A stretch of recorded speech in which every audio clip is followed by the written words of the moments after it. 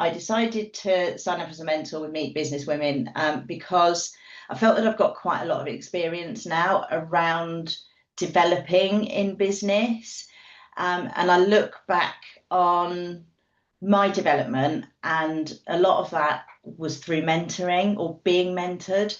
And it really helped me. It really brought me on in leaps and bounds. I definitely was a complete and utter walkover when I was younger, and just having those relationships with people who could steer me, advise, and just sort of help with the things that I didn't have too much confidence with, really helped me sort of move into the areas that I wanted to go into. I think it's really, really important. So trust in any relationship is probably the most important thing that you're ever going to have. And having clear guidelines as well on the boundaries of the relationship. So I think we talk quite informally about that, but stressing the point that, you know, what's said on a mentoring call stays on a mentoring call. It would never go any further. We'd sort of start off with the introductions and the guidelines, decide how often we want to meet up. That would be down to the mentee to decide, and how long we want the sessions to be in duration, and that sort of thing.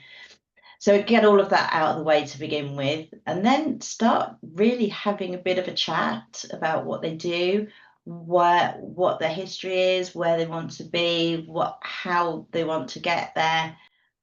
In follow-up meetings, it's very much starting off with a reflection on what we spoke about last time, what the actions were, how did they get on with those actions. And we know that life isn't perfect, so they might do really well at one thing, they might not have had the bandwidth or the time to do another thing.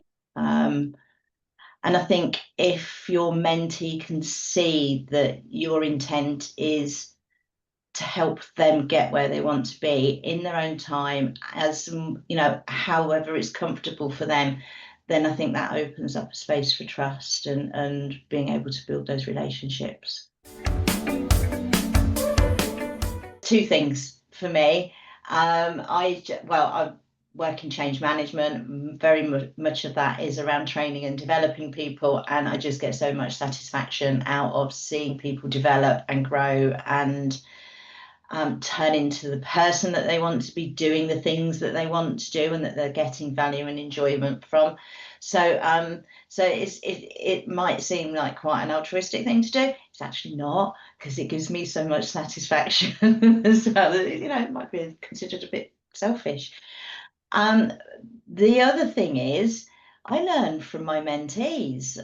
So I'm mentoring a young lady at the moment who works in a completely different industry. She's in the meat business, but in a completely different sector of the meat business. And I'm learning things from her about what she does and the way they work and all of that. And, you know, as far as I'm concerned, if you can have any relationships where you're learning, and you know, we should never stop learning because it just enriches our lives all of the time, then you know there's got to be two-way wins then, hasn't there?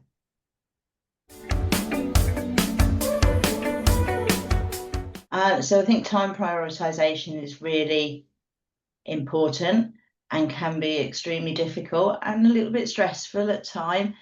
So I think something I like to do is sort of keep on top of my planning and, you know, review my week at the beginning so that I know what's coming up. I know how I'm going to plan my work around what I need to do, because actually personal development, so mentoring for me is really important for me growing in my role and in my job, and taking the experiences from the mentoring meetings that I have back to that. But also as I said with the previous question, it just enriches your life and just gives you a wider scope. So what you get out of it is definitely worth the time that you take to put into it as well. Gosh, there's a few, but definitely the soft skills. So having the ability to not judge others, on where they think they are, what they think they need to do. This is their journey.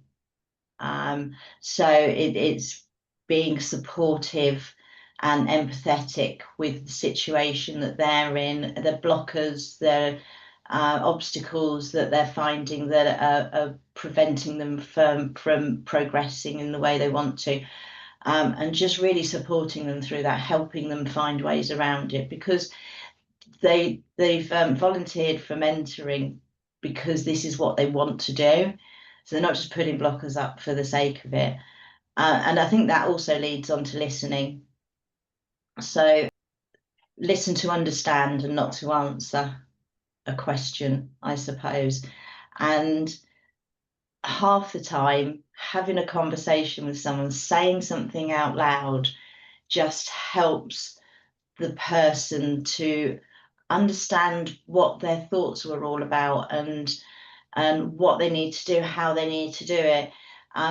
So just sometimes it's just having that person there to listen as a sounding board even can be so much value to somebody.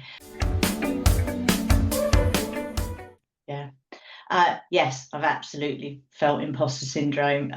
When I first went into it, I thought, well, don't really know what I'm going to give to someone, but I've got a few years experience now in business and my area of expertise in particular. And because I used mentors to develop myself, just go for it. I think if you're authentic and you're open, you're honest with people when you don't know an answer to something, when you're not sure how to advise, and actually you move into a discussion, that experience, that confidence that we think that we should have actually doesn't matter quite so much. And again, it's more about being that support for the person and talking to them about what it is that they want, how they're going to get there, so that they can come to their own decisions. So although our experience and our confidence is probably the reason why we put ourselves forward, actually it's our characters, it's our motivation for being there that probably really drives the relationships and the conversations.